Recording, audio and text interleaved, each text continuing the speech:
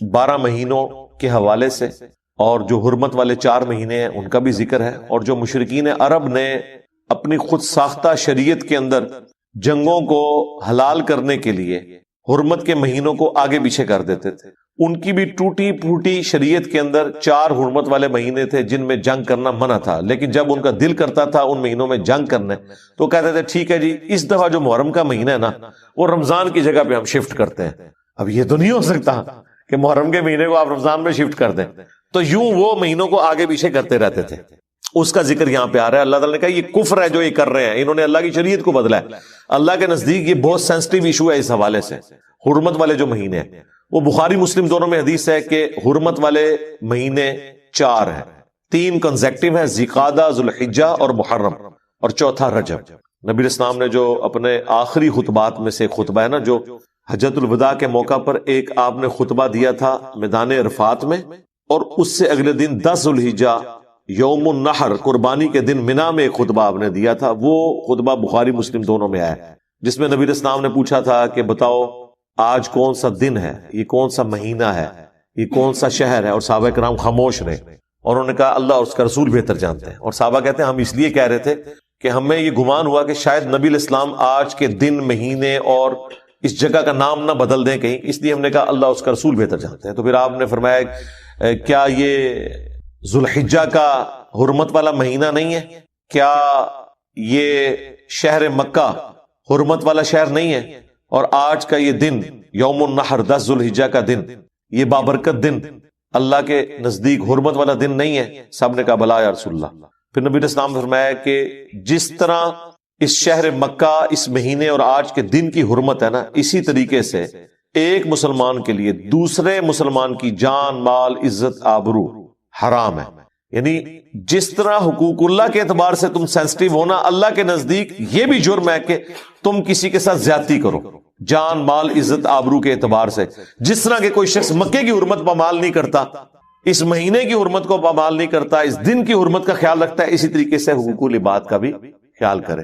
اس میں یہ بھی الفاظ ہے کہ زمانہ گھوم گھما کے پھر اسی جگہ پر واپس آ گیا جہاں اللہ تعالیٰ نے اس کو پیدا فرمایا تھا کہ سال کے 12 مہینے ہیں، ان میں سے 4 حرمت والے ہیں، 3 کنزیکٹیو ذوالقعدہ، ذوالحجہ اور محرم، اور چوتھا جو ہے وہ رجب کا مہینہ۔ وہاں پہ آپ علیہ السلام نے یہ فرمایا تھا، اور مہینوں کے نام بھی بتا دیے۔ پھر آپ نے اس میں یہ بھی فرمایا کیا میں نے اللہ کا پیغام تم تک پہنچا دیا؟ سب نے کہا بلا یا رسول اللہ، پہنچا دیا آپ نے، بلکہ آپ نے حق ادا کیا۔ پھر نبی علیہ السلام نے 3 دفعہ آسمان کی طرف انگلی کر کے صحابہ کی طرف کی، اللہم اشہد، اللہم اشہد، اللہم اشہد، اے اللہ گواہ رہنا، گواہ رہنا، گواہ رہنا۔ اور پھر آپ نے فرمایا اب جو لوگ یہاں موجود نہیں ان تک میرا یہ پیغام پہنچا دیں، وہ لوگ جو یہاں پہ موجود ہیں۔ اور بسا اوقات جسے بات پہنچائی جا رہی ہوتی ہے وہ زیادہ یاد رکھنے والا ہوتا ہے بنسبت اس کے کہ جو پہنچا رہا ہوتا ہے، ظاہر ہے اسے پھر زیادہ قدر ہوتی ہے۔ اور پھر دیکھ لیں اللہ نے جن لوگوں سے دین کا بڑے لیول پہ کام لیا وہ سارے اجمی تھے، امام بخاری ہو، امام مسلم ہو، امام ابو داؤد، امام ترمذی، یہ سب اجمی ہیں جن سے اتنے بڑے لیول کا اللہ تعالیٰ نے کام لیا۔ حدیثیں انہوں نے محفوظ کی، نبی علیہ السلام کی سنت کو محفوظ کیا اس حوالے سے۔ تو وہاں پر بھی نبی علیہ السلام نے کہا کہ وہ 12 مہینے ہیں، اور وہ کہ آگے پیچھے کرتے رہتے تھے، وہ اتنی دفعہ آگے پیچھے ہوئے کہ آٹومیٹکلی نبی علیہ السلام کی بعثت کی برکت سے جس سال حضور نے حج کیا نا، وہ آئٹریشن پرفارم ہو کے اوریجنل جگہ پہ واپس آ گئی ہوئی تھی۔ تو وہاں آپ نے پھر فکس کر دیا، پھر اس کے بعد کوئی اس میں کسی نے تبدیلی نہیں کی، آج تک ماشاءاللہ اسی طریقے سے معاملات چل رہے ہیں۔ ان عدت الشہور عند اللہ 12 شہرا فی کتاب اللہ، بے شک اللہ کے نزدیک مہینوں کی گنتی 12 ہے اللہ تعالی کی کتاب میں، لوح محفوظ میں، اللہ تعالی کے بنائے ہوئے ڈیوائن پلان کے اندر۔ یوم خلق السماوات والارض، جب سے اللہ تعالیٰ نے آسمانوں اور زمین کو پیدا کیا ہے، مہینے 12 ہیں۔ اور یہ دیکھیں 12 مہینے آلموسٹ سارے کیلنڈرز میں چل رہے ہیں، چاہے لیونر ہو، سولر ہو، اس کے علاوہ بھی جو کیلنڈرز ہیں ان کے اندر۔ منہا 4 حرم، ان میں سے 4 حرمت والے ہیں، جو میں نے بتایا بخاری مسلم میں آ گیا۔ 4 مہینے ذوالقعدہ، ذوالحجہ اور محرم، اور اس کے بعد پھر بعد میں رجب۔ یہ 3 کنسیکٹیو ہیں ایک الگ سے۔ ذالک الدین القیم، یہ ہے اللہ تعالیٰ کا قائم کردہ دین، یہ اللہ تعالیٰ کی شریعت ہے۔ فلا تظلموا فیہن، تو اس میں ظلم نہ کرنا ان مہینوں میں، انفسکم، اپنے آپ پر، یعنی شریعت نے جو پابندیاں ان مہینوں میں لگائی ہیں اسے آپ نے وائلیٹ نہیں کرنا۔ سب سے بڑی پابندی یہ تھی کہ آپ نے ان مہینوں میں جنگ نہیں کرنی، ایون جنگ صفین روک دی گئی تھی حرمت والے مہینے کی وجہ سے۔ اب تو ایسے کوئی خیال ہی نہیں ہوتا، یعنی کہیں اسلامی حکومتوں کو خیال ہی نہیں ہوتا کہ یہ جو اپنی جنگیں یا آپریشنز لانچ کر رہے ہیں یہ حرمت والے مہینوں میں ہے بھی ہے یا نہیں، ان چیزوں کا خیال نہیں رکھا جاتا۔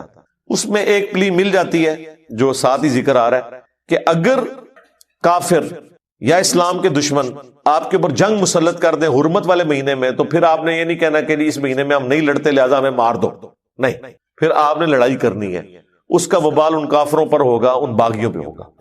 وَقَاتِلُوا الْمُشْرِكِينَ كَافَّةً، اور جنگ کرو مشرکین کے ساتھ پورے زور کے ساتھ، كَمَا يُقَاتِلُونَكُمْ كَافَّةً، جس طرح کہ وہ سب کے سب تمہارے ساتھ جنگ پر آمادہ ہوتے ہیں، تم بھی پوری اپنی تسلی کرو۔ وَاعْلَمُوا، اور جان لو، أَنَّ اللَّهَ مَعَ الْمُتَّقِينَ، بے شک اللہ تعالیٰ تقوی کی روش اختیار کرنے والوں کے ساتھ ہے، جو اللہ تعالیٰ کی شریعت کی پابندی کرنے والے لوگ ہیں ان کے ساتھ ہے اللہ تعالیٰ، جو اللہ سے ڈرنے والے ہیں۔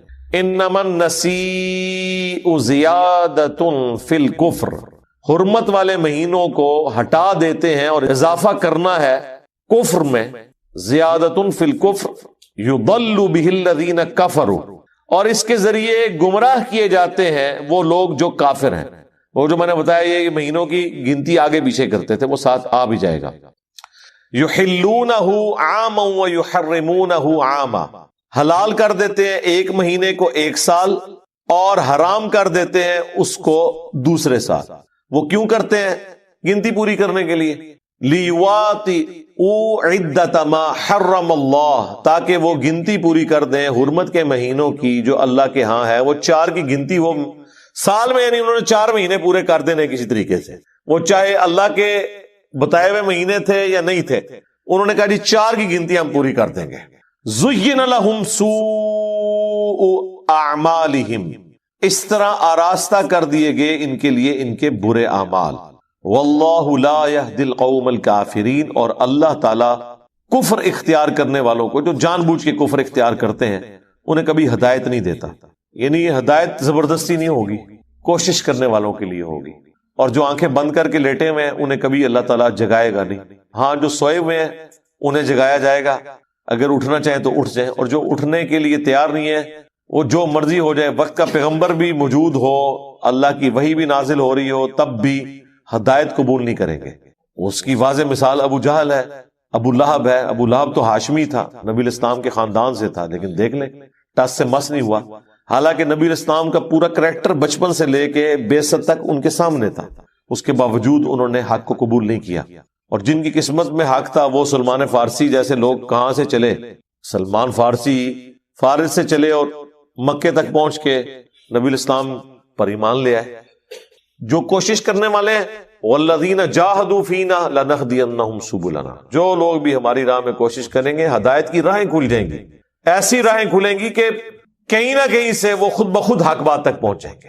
اور جو کفر کی روش اختیار کرنے والے جان بوجھ کے، ان کو اللہ تعالیٰ ہدایت نہیں۔ ایک اور حدیث میں بیان کر دوں یہاں پر اسی کانٹیکسٹ میں، سنن ابی داؤد کے اندر صحیح سند سے حدیث ہے، مشکات میں بھی آپ کو دوسری جلد میں مل جائے گی۔ اللہ تعالیٰ کے جو اسماء اور ناموں کے اعتبار سے، اسماء اعظم جو اللہ کے بڑے نام ہیں، جن کی وجہ سے اگر اللہ کی طرف رجوع لایا جائے تو دعا کی قبولیت ہوتی ہے، اس حوالے سے سنن ابی داؤد میں ایک حدیث ہے کہ نبی صلی اللہ علیہ وآلہ وسلم نے فرمایا کہ اللہ تعالیٰ کے جو اسماء اعظم ہے، جسے ہم یہ اسم اعظم بھی کہتے ہیں، وہ قرآن حکیم کی 2 آیات کے اندر ہے، ایک سورۃ البقرہ کی اور ایک سورہ آل عمران۔ سورۃ البقرہ کی آیت ہے وَإِلَٰهُكُمْ إِلَٰهٌ وَاحِدٌ لَا إِلَٰهَ إِلَّا هُوَ الرَّحْمَٰنُ الرَّحِيمُ۔ اب اس میں ظاہر ہے پتہ چل گیا کون سے اسماء ہیں، اللہ آ گیا، الرحمن الرحیم، لا الہ الا اللہ بھی آ گیا، اور پھر آپ علیہ السلام نے آل عمران میں شروع کی آیات تلاوت کی، الف لام میم اللہ لا الہ الا هو الحی القیوم۔ تو الحی اور القیوم یہ بھی اسماء اعظم ہے، اور حروف مقطعات بھی اس کے اندر آ گئے۔ جامعہ ترمذی میں ایک حدیث ہے 593 نمبر انٹرنیشنل نمبر کے مطابق، ایک شخص نے دعا میں جلدی کی اور اللہ تعالیٰ کی حمد کے بغیر ہی دعا کرنی شروع کر دی اور درود شریف بھی نہیں پڑھا، تو نبی صلی اللہ علیہ وآلہ وسلم نے فرمایا کہ اس سائل نے جلدی کی. پھر آپ نے بلا کے اسے فرمایا کہ جب بھی تم اللہ سے دعا کرو پہلے اس کی حمد کرو، اس کے بعد مجھ پر درود پڑھو اور پھر اللہ سے مانگو. اتنے میں ایک اور شخص آیا، اس نے خود بخود یہی عمل کیا، وہ ابن مسعود تھے رضی اللہ تعالیٰ عنہ. تو نبی علیہ السلام نے فرمایا سل تعطا، سل تعطا، تو مانگ تجھے دیا جائے گا، تو مانگ تجھے دیا جائے گا. تو دعاؤں کا پروٹوکول یہ ہے کہ جب بھی آپ دعا کریں پہلے اللہ کی حمد بیان کرنی ہے، اور حمد میں اسماء اعظم اور اس کے بعد درود شریف. تو کوشش کریں کہ آپ یہ 2 آیات یاد کریں. سنن نبی داؤد کے اندر اسماء اعظم جو ہے موجود ہے، مشکات کے اندر بھی یہ 2 آیات یاد کر لیں. ایک تو حدیث میں اس کا ذکر آ گیا، دوسرا قرآن کے اندر یہ موجود ہے. وَإِلَٰهُكُمْ إِلَٰهٌ وَاحِدٌ لَا إِلَٰهَ إِلَّا هُوَ الرَّحْمَٰنُ الرَّحِيمُ. یہ سورۃ البقرہ اور سورہ آل عمران. الف لام میم اللہ لا الہ الا هو الحی القیوم. تو ان 2 صورتوں کے اندر نبی علیہ السلام فرمایا کہ اللہ تعالیٰ کے اسماء اعظم موجود ہیں. تو یہ آپ پڑھ لیں، اس کے بعد آپ درود شریف پڑھ کے تو دعا مانگیں. اس کے علاوہ بھی آپ جتنے اسماء اعظم ہیں، جیسا کہ سورۃ الحشر کی آخری 3 آیات ہیں، واللہ الذی لا الہ الا هو، وہ سارے اللہ تعالیٰ کے تعریفی کلمات اس کے اسماء اعظم ہیں. وہ جس کو یاد ہیں وہ پڑھ کے اس کے بعد درود شریف پڑھ کے دعا مانگے. تو یہ دعا کا ایک پروٹوکول اور ایک طریقہ ہے. اعوذ باللہ من الشیطان الرجیم، بسم اللہ الرحمن الرحیم. الف لام میم، حروف مقطعات ہیں. اللہ اور اس کے محبوب صلی اللہ علیہ وآلہ وسلم کے درمیان یہ کوڈ ورڈز ہیں. اللہ لا الہ الا هو الحی القیوم، اللہ ہی ہے کہ جس کے سوا کوئی معبود نہیں. وہ الحی ہے اور القیوم ہے. الحی وہ ہستی ہے جو خود سے زندہ ہو. کائنات میں ایک ہی ہستی ہے جو خود سے زندہ ہے، باقی سب کی زندگی ادھار ہے، مستار ہے. چاہے کوئی فرشتہ ہو، کوئی پیغمبر ہو، کوئی جن ہو، کوئی عام انسان ہو، کوئی جاندار ہو، کوئی بے جان ہو، ہر ایک کی زندگی ادھاری ہے، اللہ کے دینے پر ہے. جب تک وہ چاہے گا رہے گی، جب وہ چاہے گا ختم کر دے گا. کل نفس ذائقۃ الموت، ہر جان نے موت کا مزہ چکھا. سارے فرشتوں نے مرنا ہے، سارے پیغمبروں نے مرنا ہے، سارے جنات نے مرنا ہے، سارے انسانوں نے مرنا. یہ موت ہر مخلوق کی ڈیسٹنی ہے، یہ تقدیر میں چیز طے ہے. اللہ ایک ہستی ہے جسے موت نہیں آتی. اسی لیے اگر زندگی کا لفظ کسی پر بولا جائے تو صرف اللہ ہی. الحی خود سے زندہ، اور القیوم قائم رکھنے والا. ساری کائنات اس کی وجہ سے قائم ہے. اس کا اگر امر پیچھے سے ہٹ جائے تو کوئی بھی چیز اپنی جگہ پرفارم نہیں کر سکتی. اللہ تعالیٰ چاہے گا تو آگ گرم کرے گی، نہیں چاہے گا تو ابراہیم پہ دیکھیں ٹھنڈی ہوگی. تو آگ کچھ نہیں کر سکتی. اصل میں جو اللہ تعالیٰ نے اس کے اندر خاصیت رکھی ہے، جب تک اللہ چاہے گا کہ وہ ایگزیکیوٹ ہو تو ہوگی، ادروائز نہیں. یہ ہے القیوم. اللہ نے ہر چیز کو تھاما ہوا، خود سے زندہ ہے اور ہر چیز کو تھامے. تو اسی لیے دیکھیں نبی علیہ السلام نے جو میں نے ابو داؤد کی حدیث بتائی کہ اللہ کے اسماء اعظم میں سے ہے الحی القیوم. یہ والی آیت بھی آپ نے تلاوت کی. وَإِلَٰهُكُمْ إِلَٰهٌ وَاحِدٌ لَا إِلَٰهَ إِلَّا هُوَ الرَّحْمَٰنُ الرَّحِيمُ. الف لام میم اللہ لا الہ الا هو الحی. اسی طریقے سے جامعہ ترمذی میں ایک حدیث ہے، اس کی سند کمزور ہے لیکن اس کی صحیح سند المستدرک للحاکم میں موجود ہے اور سنن نسائی الکبرى کے اندر موجود ہے. عمل الیوم واللیلہ، صبح و شام کے اذکار والے چیپٹر، کہ نبی علیہ السلام نے اپنی بیٹی فاطمہ سے فرمایا تھا اے میری بیٹی مجھ سے لے اور صبح و شام اس کو پڑھا کر. یا حی یا قیوم برحمتک استغیث اصلح لی شأنی کلہ ولا تکلنی الی نفسی طرفۃ عین.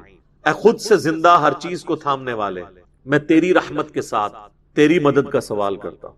اصلح لی شأنی کلہ، میرے تمام کاموں کو سنوار کر. ولا تکلنی الی نفسی طرفۃ عین، اور مجھے پلک جھپکنے کے برابر بھی میرے نفس کے سپرد نہ کرنا، تو ہی مجھے سنبھال. تو اس میں بھی یا حی یا قیوم کا وظیفہ آ گیا. یہ بھی اللہ تعالیٰ کے اسماء، اور یہ اس وقت تقریباً اپنی ایکسٹریم کو پہنچ چکا ہے، خصوصاً ہمارے سب کانٹیننٹ کے اندر. اور اس طرح کے جب بھی کوئی معاملات ہوتے ہیں تو اس میں اولین ذمہ دار ظاہر ہے علماء سو ہوتے ہیں. علماء حق کی نہیں میں بات کرتا، اہل تشیع کے ہاں بھی جو علماء سو ہیں جن کی اکثریت ذاکرین کے اندر پائی جاتی ہے، وہ بیسیکلی مجرم ہیں اس سارے معاملے، کہ جنہوں نے اب یعنی ایک طرف مکتب اہل بیت کی بات ہو رہی ہے اور کئی ایک چیزیں جو اہل سنت کے ہاں اس طریقے سے لوگوں کو کلیئر نہیں ہے لیکن شیعہ کے ہاں ان کو کلیئر ہے. جیسے غدیر خم کی حدیث ہے من کنت مولاہ فہذا علی مولاہ. اس حدیث میں نبی علیہ السلام نے دو بھاری چیزیں جو چھوڑی تھیں صحیح مسلم میں اوپر تلے 4 حدیث ہیں انٹرنیشنل نمبر کے مطابق 6225 سے لے کے 6228 تک. آپ نے مکے سے مدینے آتے ہوئے خم نامی گاؤں میں خطبہ دیا اور فرمایا اے لوگو آگاہ ہو جاؤ میں بھی ایک انسان ہوں, قریب ہے کہ اللہ کا قاصد یعنی موت کا فرشتہ میرے پاس آئے اور میں اس کی دعوت قبول کر لوں. میں اپنے بعد تم میں 2 بھاری چیزیں چھوڑ کے جا رہا ہوں. ان میں سے پہلی چیز اللہ کی کتاب ہے, اس میں ہدایت ہے, اس میں نور ہے. تم اللہ کی کتاب کو پکڑو, اپنا تعلق اس کتاب کے ساتھ مضبوط کرو. اللہ کی کتاب اللہ کی رسی ہے, جو اسے پکڑے گا ہدایت پہ ہوگا, جو چھوڑ دے گا گمراہ ہو جائے گا. اور دوسری بھاری چیز میرے اہل بیت ہیں, میں اپنے اہل بیت کے معاملے میں تمہیں اللہ کا خوف دلاتا ہوں. میں اپنے اہل بیت کے معاملے میں تمہیں اللہ کا خوف دلاتا ہوں. میں اپنے اہل بیت کے معاملے میں تمہیں اللہ کا خوف دلاتا ہوں. امت نے بالکل الٹ کام کیا, نہ قرآن کو پکڑا نہ اہل بیت کو چھوڑا. یعنی قرآن کو پکڑنے کا حکم تھا, قرآن کو چھوڑ دیا, اور اہل بیت کے ساتھ حسن سلوک کا حکم تھا, اہل بیت کو چھوڑا نہیں, سب کو ہی قتل کر دیا. امت بالکل الٹ چلی. اب یہاں پہ غدیر خم پہ میرے کئی ایک کلپ یوٹیوب پہ لاکھوں لوگ دیکھ چکے ہیں. میں آج اس حدیث کو بیان کرنا مقصد نہیں تھا, بلکہ اس حدیث کی کورالری کے طور پہ میں توحید کی بات کروں گا کہ اہل تشیع کے ہاں بڑے دعوے دار ہیں وہ کہ ہم مکتب اہل بیت کو فالو کرنے والے لوگ ہیں. تو غدیر خم پہ تو نبی علیہ السلام نے قرآن کو پکڑنے کا, اہل بیت کے ساتھ اس نے سلوک کا حکم دیا تھا. یہ جو کچھ اہل تشیع کے ممبروں سے شرک بیان ہو رہا ہے, غالی رافضیوں کے, یہ کیا تعلیمات تھی اہل بیت کی؟ آپ دعائے کمیل بڑی اہل تشیع کے ہاں یعنی ایک ریناؤنڈ ہے, وہ پڑھ کے دیکھیں. اس طرح کی کوئی دعا توحید سے بھری ہوئی آپ کو اہل سنت کی کتابوں میں نہیں ملی. نہج البلاغہ میں مولا علی رضی اللہ تعالیٰ عنہ علیہ السلام کے خطبات قرآن کے حوالے سے اور توحید کے حوالے سے پڑھ کے دیکھیں, کمال کے خطبات ہیں. ان میں تو شرک قریب پھٹک ہی نہیں سکتا. پھر اصول الکافی جو حدیث کی بنیادی کتاب ہے اہل تشیع کے ہاں, جس طرح ہمارے ہاں صحیح بخاری اور صحیح مسلم ہے, اس میں اگر آپ شروع میں چیپٹر پڑھیں کتاب الکفر والایمان, سر اتنی گاڑی توحید ہے اور اتنی ننگی تلوار ہے اس میں توحید کی کہ اس طرح کی آپ کو سخت احادیث بخاری مسلم میں نہیں توحید کے حوالے سے ملے. اور سب سے بڑھ کے قرآن جو غدیر خم پہ چھوڑا, قرآن کی توحید جو ہے تو بالکل ننگی تلوار. لیکن جب جاہل علماء سو, جاہل ذاکرین ممبروں پر بیٹھیں اور امت کو لوریاں سنانا شروع کر دیں تو وہ پھر غلوف کریں گے. اور اس کا رزلٹ اس وقت یہ ہے کہ پہلے یہ فتنہ سب کانٹیننٹ میں اس طرح نہیں تھا. ایران میں تو اللہ کا فضل ہے کہ اس طرح کے معاملات نہیں ہیں. شام میں نصیریہ ایک فرقہ ہے اہل تشیع کا, جو مولا علی کو خدا مانتے ہیں, نعوذ باللہ, الوہیت کلیم کرتے. اہل تشیع کے علماء نے ان کی باقاعدہ تکفیر کی. ایران کے جو اس وقت بھی جو ان کے سپریم لیڈر بھی ہیں اور آیت اللہ ہیں خامنائی صاحب, کلیئر کٹ وہ تکفیر کرتے ہیں ان کی, جو مولا علی کے بارے میں الوہیت کلیم کرتے رضی اللہ تعالیٰ عنہ علیہ السلام. اب انہی کے معاملات یہاں پہ بھی چلنے شروع ہو گئے. یہاں پہ ممبروں سے وہ مولا علی جل جلالہ نعوذ باللہ, بلکہ وہ مولا حسین جل جلالہ, اور وہ کہتے ہیں اہل بیت جو کائنات کا نظام نعوذ باللہ اہل بیت چلا رہے ہیں. اور بھائی یہ کائنات اللہ نے بنائی ہے, یہ کائنات کا نظام بھی اللہ چلا رہا ہے. مولا علی کو بھی اللہ نے بنایا ہے اور مولا علی کو اللہ نے موت دے دی. اب وہ قیامت تک جنتوں میں زندہ ہیں, دنیا سے ان کی موت ہو چکی, کوئی دنیا کا نظام نہیں چلا رہے مولا علی. اور قیامت والے دن مولا علی نے ان کو پکڑ کے نا تو دوزخ میں دھکا دینا ہے جنہوں نے مولا علی کے نام کے اوپر یہ شرک شروع کیا. لیکن اب ان کی زبانوں کو کون لگام دے؟ اب کچھ عرصے سے اہل تشیع کی میٹنگز ہونا شروع ہوئی ہیں. ان کے جو بڑے بڑے علماء ہیں نا, انہوں نے باقاعدہ کانفرنسز کال کی ہیں, باقاعدہ ریٹن فارم میں انہوں نے کفر کے فتوے نکالے ہیں ان جو نصیریہ ٹائپ کے جو اہل تشیع میں غالی رافضی موجود ہیں کہ بھئی یہ اسلام سے خارج ہیں. اگر یہ علی کو خالق, علی کو مالک اور علی کو رازق ماننا شروع کر دیں گے تو یہ تو مولا علی کی سکھائی ہوئی توحید کا ہی منافی ہے. لیکن اب وہاں پہ کیا ہے, وہ کہتے ہیں جی ذاکرین کا وہی موقف ہے, وہ کہتے ہیں جی کہ یہ جو علماء دین بیان کر رہے ہیں نا یہ تو کتابوں میں ہے, ہم جو دین لے کے چل رہے ہیں وہ سینہ بسینہ ٹرانسفر ہوا ہے. وہی بیماری جو اہل سنت کے ہاں بھی پائی جاتی ہے. جب آپ کسی کو قرآن و سنت سے دلیل پیش کرتے ہیں تو جو غالی صوفی ہیں وہ کہتے ہیں یار دین سارا کتابوں میں تو نہیں, بلکہ آپ تو غالی علماء نے بھی کہنا شروع کر دیا حدیث میں آیا ہے, حدیث میں آیا ہے. کہتا ہے نا وہ ایک مولانا نقلیں میری اتارتا ہے نا، تو وہ یہ بتانا چاہ رہا ہے حدیث تو تمہاری ہے، ہمارا کیا حدیث سے لینا دینا. کہتا ہے علماء سے پوچھ پوچھ کے ان کے سینوں سے معاملات چل رہے ہیں. تو جس طرح اہل سنت کے ہاں غالی صوفی پائے جاتے ہیں جو کہتے ہیں دین سینہ بسینہ ٹرانسفر ہوا ہے، اہل تشیع کے ہاں غالی ذاکرین پائی جاتے ہیں جن کا یہ موقف ہے، اور بدقسمتی سے اکثر ممبر انہی کے ہاتھ میں ہے. اب کچھ علماء کو ہوش ہے، میرے پاس تو اہل تشیع کے علماء آتے رہتے ہیں اور ہم سے تو خیر گلے مل کے سنی بھی روتے ہیں کہ جی کیا کریں سنیوں کا، اور شیعہ بھی ہم سے ہی گلے آ کے ملتے ہیں کہ جی کیا کریں ان کا. یعنی جو لوگ درد رکھنے والے لوگ ہیں وہ سمجھتے ہیں کہ ہمارے ان معاملات میں خرابی ہو رہی ہے. پچھلے دنوں باقاعدہ کلپ آیا ہے سید جواد نقوی صاحب کا، بہت سٹرکٹ وہ کلپ تھا. انہوں نے کہا کہ یہ آپ حسین کے ماننے والے ہو، حسین نے یزید کے خلاف قیام کیا تھا نا، تم نے اگر قیام کرنا ہے نا تو ان غالی رافضیوں کے خلاف قیام کرو جو مولا علی کے نام کے اوپر شرک پھیلا رہے ہیں. انہوں نے کہا کہتے ہیں ابھی آگے بتاتے ہو فلاں نے یہ کہہ دیا فلاں نے، تم وہاں کیوں نہیں کھڑے ہو کے قیام کرتے ہو ان کے خلاف؟ حسین کا نام بھی لیتے اور حسین کے نام پہ ایک بندہ شرک پھیلا رہا ہے. حسین نے جان اس لیے دی تھی کہ ان کے نام کے اوپر لوگ شرک پھیلائیں. جس طرح جیزس کرائسٹ عیسیٰ ابن مریم جو امام الموحدین تھے ان کے نام کے اوپر 2.25 ارب عیسائیوں نے شرک پھیلایا ہوا ہے، لیکن عیسیٰ علیہ السلام کی یہ تعلیمات نہیں تھی. اب اگر کوئی یہ سمجھتا ہے کہ میں حضرت عیسیٰ کے ساتھ نسبت مضبوط کرنا چاہتا ہوں تو اس شرک سے تو چھٹکارا حاصل کرے جو ان کے نام کے اوپر کھڑا کیا. تو ان کو بھی چاہیے، ان میں جو سمجھدار علماء ہیں وہ پبلکلی آ کے لیڈ کریں اور لوگوں کو بتائیں. اور اس حوالے سے سید جواد نقوی صاحب حفظہ اللہ تعالی، میں ان کی بڑی قدر کرتا ہوں، انہوں نے بڑا دلیرانہ کام کیا. پچھلے دنوں ہم نے ان کے مدرسے کا وزٹ بھی کیا تھا، وہ بھی میری ویڈیو اسٹڈی ہوئی ہے، ان کا باقاعدہ ویڈیو کلپ آیا ہے. اور اسی طریقے سے ثاقب اکبر صاحب کا بھی ویڈیو کلپ ایک آ چکا ہے. حیدر بھائی کا بھی ایک کلپ آیا جس میں انہوں نے بڑا سٹرکٹلی اس حوالے سے کہا یہ قرآن کی بھی تعریف کر رہے ہیں اور توحید کا جنازہ نکال رہے ہیں. یعنی یہ عجیب و غریب معاملات ہیں کہ آپ نے چلیں علم لگائے تھے ایک نشانی کے طور پہ، اب ان جھنڈوں کے آگے آپ نے لا کے جناب کھانا رکھنا شروع کر دیا ہے، تابوتوں کے آگے لا کے کھانا رکھنا شروع کر دیا ہے، جس طرح کے ہندو قبروں کے سامنے لا کے کھانا رکھتے ہیں اور ہمارے اہل سنت کے ہاں لوگ مزارات کے آگے لا کے وہ سارا کھانا رکھ رہے ہوتے ہیں. اور پھر یہاں پہ اکتفا نہیں ہے بلکہ علم کو تابوتوں کو سجدے کرنے شروع کرتے ہیں. تو یہ سجدہ کسی کے ہاں بھی جائز نہیں ہے، نہ سجدہ تعظیمی، اور سجدہ عبادت تو ہے ہی کفر ہے. اگر کوئی تعظیم کے لیے بھی کرتا ہے وہ بھی حرام ہے. اگلی شریعتوں میں اجازت تھی، اس شریعت میں تو حرام ہو چکا ہے. اہل سنت اہل تشیع کا اجماع ہے، میں اس کے دلائل میں نہیں پڑھنا چاہتا. یعنی ایک جو چیز ایگریڈ اپان، جو چیز اجماع سے ثابت ہو اس کے لیے دلیل دینے کی ضرورت نہیں. تو اس وقت ان علماء کی ذمہ داری ہے کہ فرنٹ سے لیڈ کریں، اور جو لوگ اہل تشیع میں فرنٹ سے لیڈ کر رہے ہیں میں ان کو یعنی دل سے قدر کرتا ہوں. اور بلکہ میں یہ کہتا ہوں کہ اہل سنت میں بھی اتنا جگرا ہونا چاہیے کہ وہ بھی اپنے اس طرح کے غالی صوفیوں کے خلاف مقدمات کریں. ویسے تو ہمارے اہل سنت کے ہاں بریلوی مکتبہ فکر کے جو علماء ہیں وہ مخالفت تو کرتے ہیں قبر پرستی کی، لیکن جب ان کو کہیں کہ ان قبر پرستوں کو روکیں قبر پہ سجدے کرنے سے تو اس کے لیے وہ تیار نہیں ہوتے. تو اگر آپ کے مسلک کی بدنامی ہو رہی ہے ان کی وجہ سے تو ان کو روکیں. لیکن اہل تشیع اس میں ایک سٹیپ آگے ہیں، وہ ان تمام علماء کے خلاف باقاعدہ کورٹ میں مقدمے کرتے ہیں، ان کو جیلوں میں ڈلوایا ہوا ہے جنہوں نے یہ نعرے لگوائے ہیں علی رازق علی خالق نعوذ باللہ. اہل تشیع نے باقاعدہ ان کے خلاف مقدمے کیے ہیں کورٹ میں جا کے اور ان کو جیلوں میں ڈلوایا کہ ان کی وجہ سے ہمارے مسلک کی بدنامی ہو رہی ہے، یہ ہمارا عقیدہ نہیں ہے. تو یہ بڑے جرت والا کام ہے. اہل سنت میں بھی لوگوں کو سامنے آنا چاہیے. اگر ہم سامنے آئیں گے تو ہمیں تو آپ ویسے ہی ہم آپ کو برے لگیں گے کہ آپ تو مطلب ہمیں غلط سمجھتے ہیں. آپ خود جن چیزوں کو غلط سمجھتے ہیں ان کے لیے تو آپ سامنے آئے نا. ہم تو نہ شیعہ کے اوپر مقدمہ کریں گے نہ سنیوں کے اوپر، ہم تو اپنا مقدمہ عوام کی عدالت میں پیش کریں. کیوں؟ کیونکہ نہ میں وہابی نہ میں بابی، میں ہوں مسلم علمی کتابی.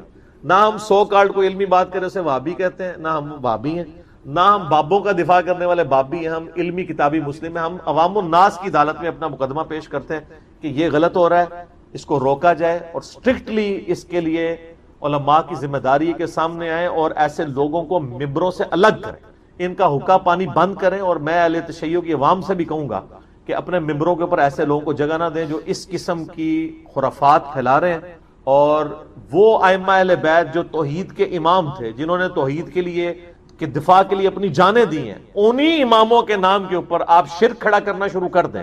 جس طرح کہ عیسیٰ علیہ السلام جو کہ توحید کے امام تھے، ان کے نام پر کرسچینٹی نے جو ہے وہ عیسائیت کی بگڑی ہوئی شکل عوام الناس کے سامنے لے آئے. باقی ان ہستیوں سے ہمیں ظاہر ہے کوئی نہیں، ان ہستیوں کی محبت تو ہمارے ایمان کا حصہ ہے اہل بیت کی.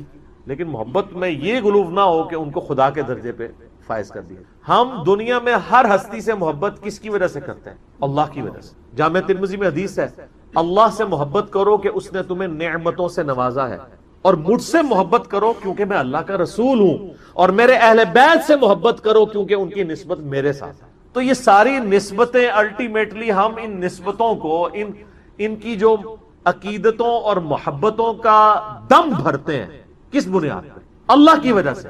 اگر اللہ ہی نکل گیا تو کسی شخص کو رسول اللہ کی محبت، اہل بیت کی محبت، صحابہ کی محبت، بزرگوں کی محبت کیا کام دے سکتی ہے؟ ناٹ ایٹ آل.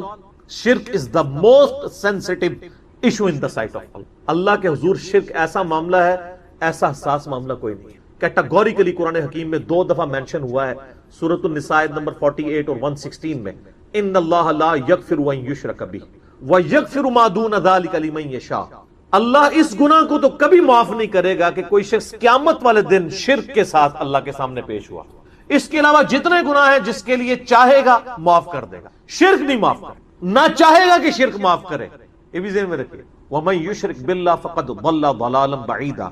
جو شرک میں پڑا وہ گمراہی میں دور جا کے گر پڑا. اور پھر عیسیٰ علیہ السلام کی اللہ تعالیٰ صفائی پیش کر رہا ہے. اللہ تعالیٰ فرماتا ہے کہ لَقَدْ كَفَرَ الَّذِينَ قَالُوا إِنَّ اللَّهَ هُوَ الْمَسِيحُ ابْنُ مَرْيَمَ. بے شک وہ کافر ہیں، کٹر کافر، کھلے کافر ہیں جو کہہ رہے ہیں کہ عیسیٰ ابن مریم ہی اللہ ہیں.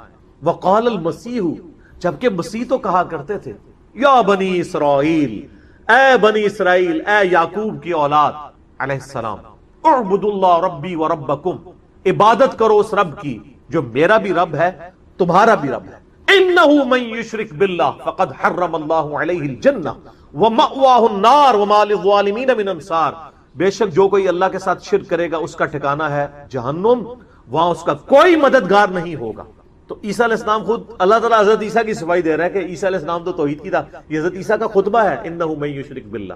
اور بخاری مسلم میں حدیث ہے، نبی علیہ السلام نے فرمایا اللہ تعالیٰ نے ہر نبی کو ایک مقبول دعا دی تھی جو اس نے اس دنیا میں ہی کر لی. میں نے اپنی دعا چھپا کے رکھ لی ہے قیامت کے دن کے لیے.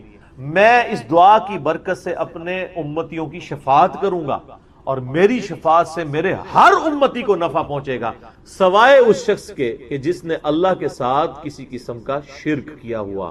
شرک is the most sensitive issue in the sight of اللہ. شرک اللہ کبھی معاف نہیں کرے گا. اور شرک کی بنیادی تعریف کیا ہے؟ شرک کسے کہتے ہیں؟ ایاک نعبد و ایاک نستعین. اے اللہ عبادت بھی صرف تیری کریں گے، دعا بھی صرف تجھی سے مانگیں گے، اور کسی کو دعا کے لیے نہیں پکارے. ظاہر اس باب میں تو آپ جو مرضی کریں، کسی کو پانی پلا دیں، کسی کا وزن اٹھوا دیں، وہ تو ٹھیک ہے، وہ تو قرآن میں حکم ہے وَتَعَاوَنُوا عَلَى الْبِرِّ وَالتَّقْوَى وَلَا تَعَاوَنُوا عَلَى الْإِثْمِ وَالْعُدْوَانِ. نیکی اور پرہیزگاری کے کاموں میں ایک دوسرے کی مدد کرو اور برائیوں میں ایک دوسرے سے الگ رہو. لیکن جو غائب میں مدد کے لیے پکارنا ہے، دعا کرنا ہے، وہ اللہ تعالیٰ کے ساتھ خاص. حتیٰ کہ اس کا کلائمیکس وہ سورہ نمل کی آیت ہے، اَمَّن يُجِيبُ الْمُضْطَرَّ إِذَا دَعَاهُ. بھلا بتاؤ تو کون ہے جو اضطراب میں گھرے ہوئے شخص کی دعا کو سنتا ہے، وَيَكْشِفُ السُّوءَ، اور اس سے برائی کو دور کر دیتا ہے، وَيَجْعَلُكُمْ خُلَفَاءَ الْأَرْضِ، اور زمین پہ تمہیں اگلوں کا خلیفہ کرتا ہے. تم مر جاتے ہو، تمہاری اولاد، وہ مر جائے گی، اس کی اولاد. یہ کون بسا رہا ہے؟ اِلَٰهٌ مَّعَ اللَّهِ، کیا اللہ کے ساتھ کوئی اور الہ بھی ہے؟ قَلِيلًا مَّا تَذَكَّرُونَ، بہت کم لوگ ہی نصیحت حاصل کرتے ہیں. اس میں اللہ تعالیٰ فرما رہا ہے کہ بھلا بتاؤ کون ہے جو دعا سنے اور تکلیف دور کر دے؟ کیا اللہ کے ساتھ اور الہ بھی ہے جو یہ کام کر سکے؟ یعنی جس سے آپ نے مدد مانگی کہ وہ میری تکلیف دور کرے دعا کے طور پہ. ظاہر اس باب تو قرآن میں حکم ہے دعا کے طور پہ. ایک تو ہے میں کہتا ہوں نہیں مجھے پانی پلا دیں، ٹھیک ہے، لیکن آپ بغداد میں دفن ہے اور میں یہاں سے بیٹھ کے کہتا ہوں مجھے پانی پلا دیں، یہ شرک ہے. یہ جھگڑا ہی نہیں ہے کہ مولا علی علیہ السلام کو اختیار ہے یا نہیں. مولا علی کو اللہ نے اختیار بھی دیا ہو تب بھی مولا علی کو آپ پکار نہیں سکتے مدد کے لیے، کیونکہ مولا علی بھی اللہ کو پکارتے تھے، اور مولا علی کا ماننے والا بھی. مولا علی کا صحیح شیعہ کون ہوگا؟ جو اللہ کو پکارے. ایاک نعبد و ایاک نستعین. تو یہ بہت سینسٹیو معاملہ ہے. مولا علی کے نام کے اوپر اس طریقے سے جو یہ شرک کھڑا کر رہے ہیں، اور اہل بیت کے نام کے اوپر یہ مکتبہ اہل بیت کی بھی بدنامی کر رہے ہیں. اور اس میں سب سے پہلے تو شیعہ کو سامنے آ کے ان کی مخالفت کرنی چاہیے. یہ دیر آئے درست آئے. بہرحال پہلے تو ایک ٹکٹ میں 2 مزے کرتے رہے نا. جیسے مزارات پہ جو کچھ شرک ہو رہا ہے نا، علماء مخالفت تو کرتے ہیں اسی مکتبہ فکر کے، لیکن ساتھ مزے بھی لے رہے ہوتے ہیں کہ چلو یار ہمارے ٹھی آباد تو ہے نا. یہی شیعہ کے علماء نے مجرمانہ غفلت کی. وہ مانتے تو تھے کہ یہ شرک کر رہے ہیں ذاکرین، لیکن وہ ایک ٹکٹ میں دو مزے کرتے ہیں. ان کا چلو ہماری پبلک تو جڑی ہوئی ہے نا، لیکن اب ان کو اندازہ ہوا کہ نہیں یار تو کام ٹپ گیا، یہ تو معاملہ ہمارے ہاتھ سے نکل گیا. اب ان کو ہوش آئی ہے، تو جگہ جگہ کانفرنسز ہو رہی ہیں. جواد نقوی صاحب کا بھی کلپ آ گیا ہے، ثاقب اکبر صاحب کا بھی کلپ آ گیا ہے، حیدر نقوی صاحب کا بھی کلپ آ گیا، باقی علماء کا بھی، اور بڑے غصے سے بھرے ہوئے ہیں وہ، کیونکہ ان کو اندازہ ہو گیا کہ یہ معاملات ہم سے بگڑ گئے. آپ یوٹیوب کے اوپر جا کے دیکھیں نصیریہ کے بارے میں ان کے کلپ.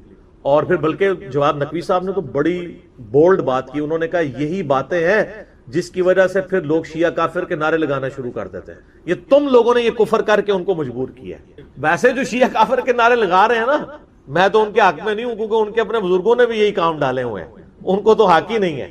ٹھیک ہے نا، تو وہ ایک معاملہ الگ ہے. وہ آپ میرا یوٹیوب پہ کلپ دیکھ لیں، شیعہ کا کلمہ کا ثبوت. تو میں نے بتایا کہ شیعہ تو پھر بھی علی ولی اللہ کہتے ہیں نا، علی نبی اللہ نہیں کہتے ہیں. اور دوسرے فرقے جو ان کے خلاف کھڑے ہیں، انہوں نے، ان کے مولویوں نے تو اپنے ناموں کے کلمے پڑھوائے ہوئے ہیں نبی کے نام کے ساتھ.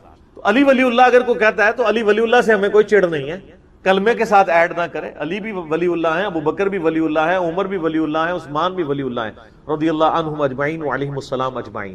ہاں علی کو کوئی نبی مان لے یا علی کو کوئی رب مان لے تو وہ پکا کافر ہے. تو وہ والے معاملات ایک الگ سے.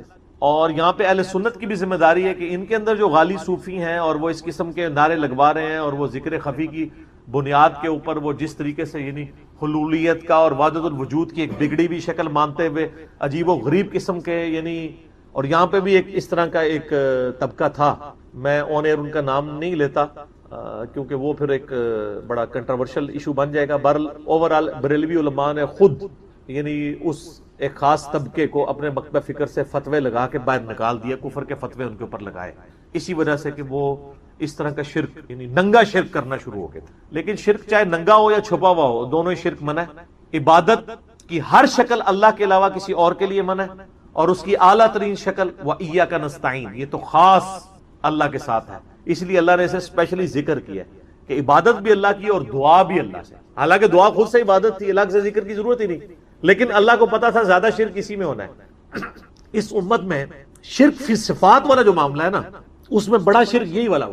فی ذات تو بہت کم شرک ہے. یعنی ہمارے ہاں یہ چند غالی نصیریہ ہیں، کچھ غالی صوفی ہیں جو ذات میں شرک کریں، ورنہ اوورال سب اللہ کو ایک ہی مانتے ہیں. صفات میں جو شرک آیا نا، غیر اللہ کو استعانت کے لیے استغاثے کرنا، یہ بڑا خطرناک معنی. اور میں آپ کو مزے کی بات بتاؤں، آپ اگر پازیٹیولی دعوت پیش کریں تو بڑے ایفیکٹ اس کے نکلیں. یہ کوئی 2010 یا 11 کی بات ہے.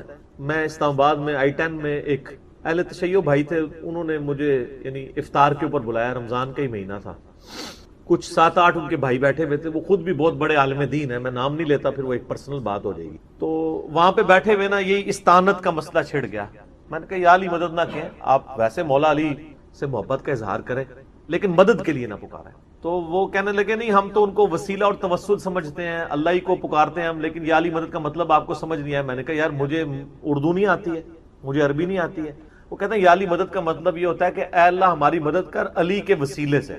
میں نے کہا یہ تو نہیں ہے، اس کے لیے تو یہی جملہ بولا جائے گا جو آپ بول رہے ہیں. آپ تو ڈائریکٹ یہ الفاظ استعمال کرتے ہیں، یا اہل سنت کے ہاں لوگ یا شیخ عبد القادر جیلانی المدد کہہ رہے ہوتے ہیں، تو یہ تو منع ہے. پھر وہ خیر خود تھوڑا کھل کے سامنے ہے. وہ کہنے لگے دیکھیں نہیں قرآن میں بھی تو آیا نا وَاسْتَعِينُوا بِالصَّبْرِ وَالصَّلَاةِ، صبر اور نماز کے ذریعے مدد چاہو. میں نے کہا آگے بھی پڑھو نا ان اللہ مع الصابرین. تو میں نے کہا اس کا مطلب کیا ہے؟ کہتے ہیں دیکھیں نہیں صبر اور نماز بھی تو غیر اللہ ہے. تو میں نے کہا اگر صبر اور نماز غیر اللہ اور اس کی مدد مانگی جا رہی ہے تو پھر آپ صبح و شام کہتے ہیں المدد یا نماز، المدد یا صبر، میری مدد فرمائیے. کہتے ہیں نہیں. تو میں نے کہا کیا مطلب ہوا اس کا؟ پھر کہتا ہے اس کا مطلب ہے آپ نماز پڑھو تو اللہ کی مدد آ جائے گی. میں نے کہا ہاں یہی مطلب ہے نا. تو مولا علی کی سنت پہ چلو، مولا علی کے طریقے کے اوپر چلو تو اللہ کی مدد آ جائے گی. مولا علی کو تو نہ پکارو. کوئی کہتا ہے المدد یا نماز، المدد یا صبر. اچھا پھر کہتے ہیں جی ہاں یہ تو بات سمجھ آ گئی، بتائیں ممانعت کہاں ہے؟ پھر میں نے سورہ نمل کی وہ آیت پڑھی امن یجیب المضطر اذا دعا ویکشف السوء ویجعلکم خلفاء الارض االہ مع اللہ قلیلا ما تذکرون. میں نے کہا اس آیت میں واضح آیا ہے کہ جو اللہ کے علاوہ کسی اور کو دعا کے لیے پکارنا سمجھتا ہے نا، وہ اسے خدا بنائے ہوئے ہے، معبود بنائے ہوئے ہے. کیونکہ اللہ تو کہہ رہا ہے کیا اللہ کے ساتھ کوئی اور الہ بھی ہے جس سے دعا مانگو؟ میں نے کہا یہ واضح ثبوت ہے کہ یہ شرک ہے. اچھا وہ آئے مائے شائیں کرنا شروع ہو گئے، لیکن وہاں جتنے 7-8 شیعہ بھائی باقی بیٹھے تھے نا، میں نے قرآن بھی انہی کا منگوایا، میں نے کہا جی مجھے بتائیں، انہوں نے کہا نہیں جی انجینئر صاحب آپ کی بات بالکل صحیح، جو دلائل ہے نا وہ یہی، قرآن کی آیت تو یہی بتاتی ہے۔ تو الحمدللہ کئی لوگ دعوت قبول کر لیتے ہیں، اگر کوئی ہٹ دھرمی پہ اتر ہے تو اس کا تو کوئی علاج نہیں، ہم تو صرف